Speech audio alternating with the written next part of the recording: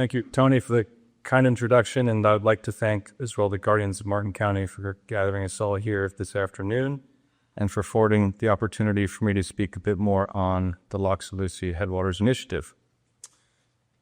My name is Charles Donaldson. I'm a field representative with the Conservation Fund, and while I've worn many hats in this role, at base level, my work revolves around deal sourcing and execution, landowner and stakeholder engagement, as well as land management and restoration activities. I'm staffed on several projects in the state. The Loxa-Lucie takes up a significant portion of my time, in no small part because it is close to home. I spent a lot of time on Bridge Road.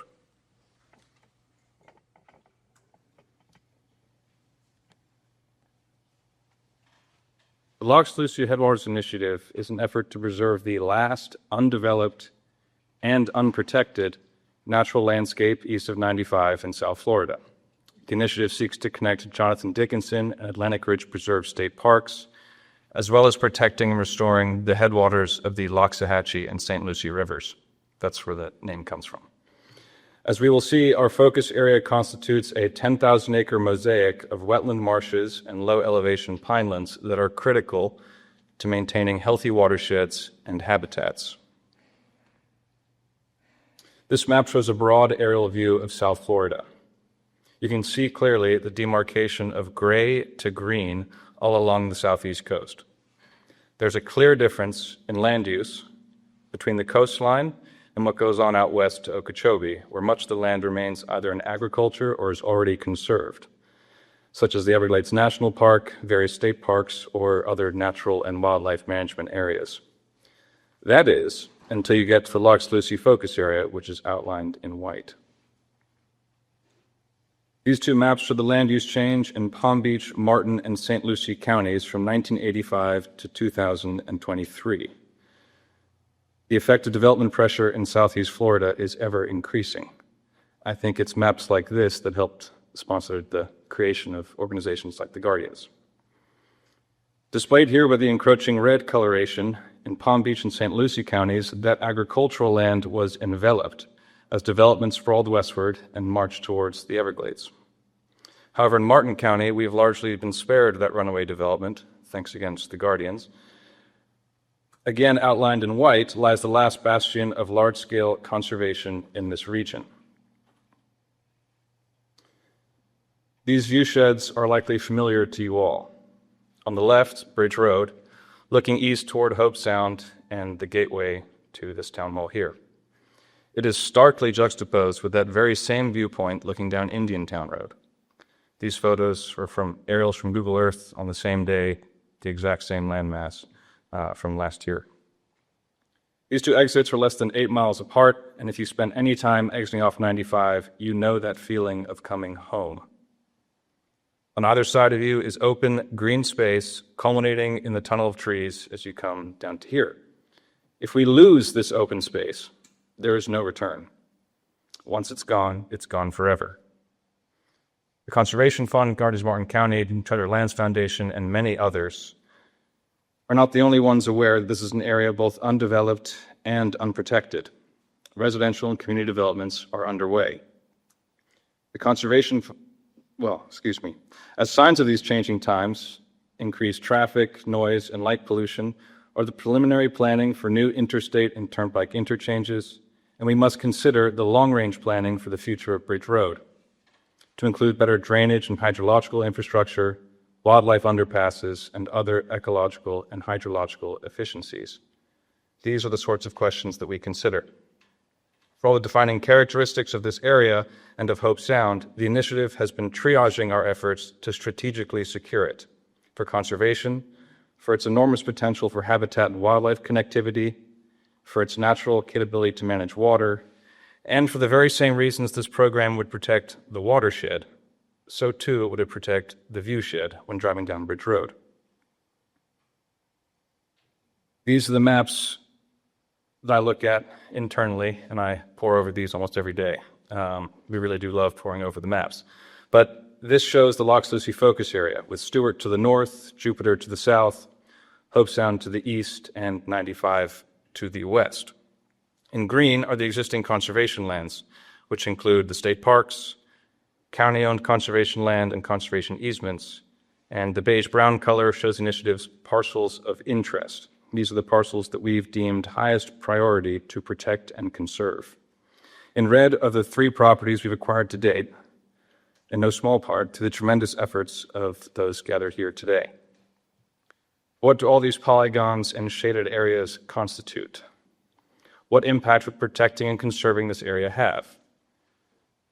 Now's my opportunity to get into the weeds with you, to step off Bridge Road and into the field to share some of the data we've gathered, and it helps to illustrate why it's all so important. I will reiterate that this area is the headwaters of the Loxahatchee and the South Fork of the St. Lucie. The water that flows through this catchment area feeds the nation's most biodiverse estuary, the Indian River Lagoon.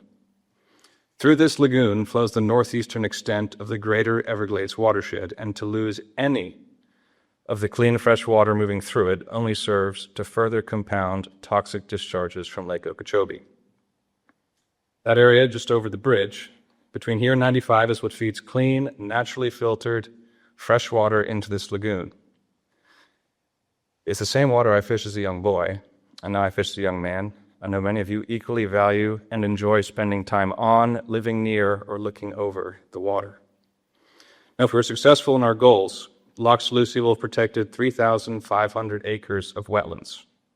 Every year, those wetlands will filter 16.5 million gallons of fresh water, and every single gallon of that number is critical for drinking water recharge. Our goal is to protect, preserve, and where applicable, restore the historic flows leading into these rivers. And in this way, the initiative is a microcosm of broader Everglades restoration. In the same way we were trying to restore natural flows into the Everglades ecosystem, Loxa-Lucie aims to preserve the flows into this ecosystem, having a direct impact on this area and its water. As the Guardians of Martin County is well aware, and Commissioner Capps alluded to earlier, the Martin County difference is a term often used to describe this area. It's referred to as the reason for which so many choose to live here. It's perhaps best seen driving along the interstate and Bridge Road, where to your left and right is seemingly endless open space. Much of that space is conservation or agricultural land, protected either through acquisition or through easements. Our focus area constitutes 10,000 acres of privately owned land, more than 90% of which are considered high conversion pressure acres. That's a term that basically means they're at a distinct risk of development. This acreage is not just empty pasture or fallow agricultural fields. It constitutes the home and habitat for over 300 plant and animal species, 22 of which are deemed threatened or endangered. The Florida Wildlife Corridor is a program that calls for a connected greenway all over Florida, running the entirety of the state from north to south and east to west. Congruent with this project's similarities to Everglades restoration, Loxa-Lucie is an opportunity for a complete network of protected lands from between Hope Sound Beach and Lake Okeechobee from east to west, and from Stewart to Jupiter from north to south. Once protected, this land is not just left to its own devices. It will be preserved, restored, and managed for conservation. Some of you may have seen this restoration taking place on one of our acquisitions, which is 2 miles of road frontage along Bridge Road. Management and restoration massively enhance the habitat of these properties and restores them to their natural state. In doing so, we enhance not just those distinct parcels and microclimates, but the entire area. Our properties are critical connector pieces for the state parks, and by restoring them, we are enhancing the natural public lands. Both Johnson, Dickinson, and Atlantic Ridge are integral to the community. Their reach extends far beyond Hope Sound and Martin County. More than 350,000 people visited these parks alone last year. That number does not include county-owned land or other natural areas. The visitation numbers are only from the state parks. As Jessica Namath is intimately familiar, and many of you are as well, in August of last year, plans were leaked for a state-developed golf course in Jonathan Dickinson. Overnight, there was bipartisan pushback. I see Jim out twitching. Overnight, there was bipartisan pushback, and 150,000 people signed the petition to stop the proposed development, with 50,000 in the first 24 hours. Jessica, I hope those numbers are... Thank you. This immense showing proves that the public wants to preserve their access to wild landscapes. There are over 200,000 people living within a 10-mile radius. Access to open space is a fundamental part of their quality of life. It's a key reason that people choose to live here, and they want more of it.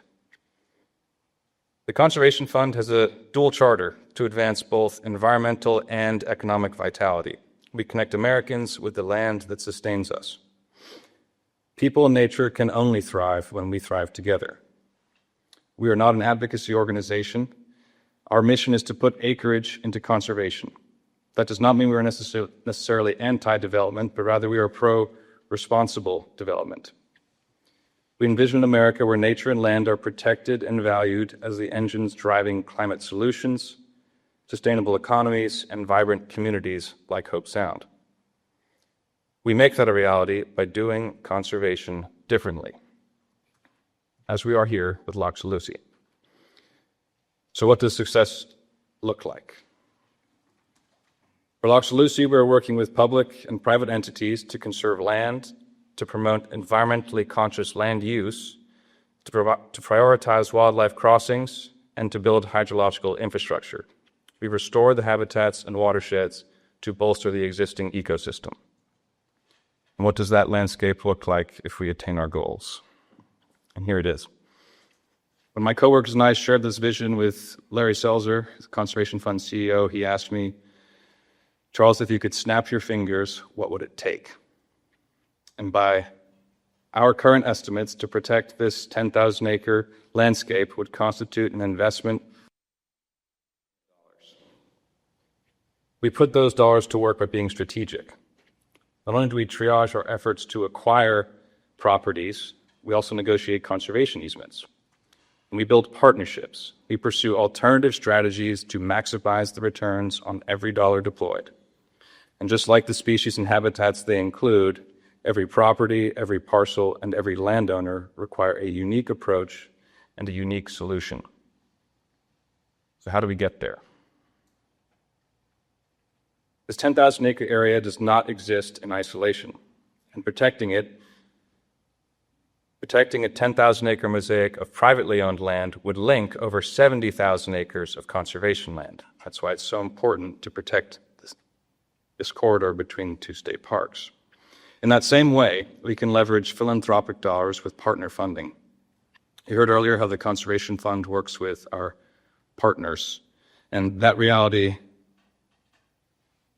is our specialty, and we're no strangers to projects of this scale. Loxa-Lucie is a coalition. Already, the initiative has raised over $7 million for land acquisition, in no small part thanks to the work of many of you here today and the Guardians of Martin County, who have done incredible work to that end, helping to sponsor Loxa-Lucie's first 3 strategic acquisitions. Because of that work, we're able to move quickly and efficiently, acquiring those properties at yesterday's prices rather than prices 5 years from now. But our work is much more than increasing buying power. You here this afternoon, along with over 250 others, represent political power. Your voices are heard emphasizing the importance of this project. Through Martin County Forever and the sales tax referendum passed last November, John Keller, Merritt Matheson, who serves on the ELOC committee, Commissioner Capps, and Chairman Hurd helped to create over $200 million for environmental land acquisition in Martin County, of which Loxa-Lucie defined area, and we hope that a large portion will be deployed here. The Comprehensive Everglades Restoration Plan is the single largest environmental restoration program in the world, and Loxa-Lucie is a substantial part of its northeastern extent. This restoration plan is a $20 to $30 billion federal-state partnership, which has proven to be an incredible vehicle for conservation. The state of Florida has 2 main land protection programs. The Rural and Family Lands Protection Program preserves lands specifically through permanent agricultural conservation easements. Over the last several years, it has allowed for more than $400 million of easements across Florida, including more than $50 million for an easement on Bullhammock Ranch just to our north. And another easement is proposed on Barbie Ranch to our west in Martin County. There are many properties within Loxa-Lucie that are eligible for this funding, and some are already in the application process. Florida Forever is one of the largest public land acquisition programs in the United States. It is the state of Florida's premier conservation and recreation lands acquisition program. To date, it has acquired more than 1 million acres of land in the state. Historical funding has been at or above $100 million a year. And while we hope it will return to those numbers, approximately $3.8 billion have been deployed since the program's inception. All of the largest land holdings in our focus area are eligible for this funding. Even together, it will take all of these sources to reach our goals. I maintain that Loxa-Lucie can achieve our objectives, and we can protect this entire area through careful due diligence and planning, as well as through leveraging these programs to that end. In a climate of rising prices, we can move quicker and more efficiently, knowing that we have the support of those here today. And we are better equipped to draw the previously mentioned programs together on a united front. If we can protect in its entirety more than 2,000 miles of the Appalachian Trail, running from Georgia to Maine through 14 states, then surely we can unite to connect these parks and the rivers that flow through them. Heartfelt thank you to the Guardians of Martin County for inviting me to speak with you all today and for all of your support to date. For your time this afternoon, thank you.